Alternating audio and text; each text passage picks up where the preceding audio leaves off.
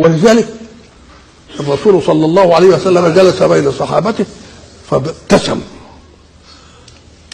فقالوا له ما أضحكك يا رسول الله؟ إيه أنت بتضحك ليه؟ فقال رأيت ربي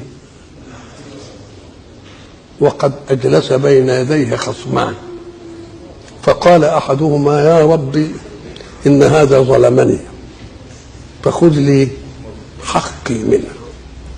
قال بماذا؟ أقول لك حقك إزاي؟ قال أعطني من حسناته قدر ما أساءني. ليست له حسنات. أم قال له خذ من سيئاتي. قال له أو يرضيك أن تكون لك سيئة؟ قال له إذن يا رب ماذا كيف أختص منه؟ قال انظر يمينك.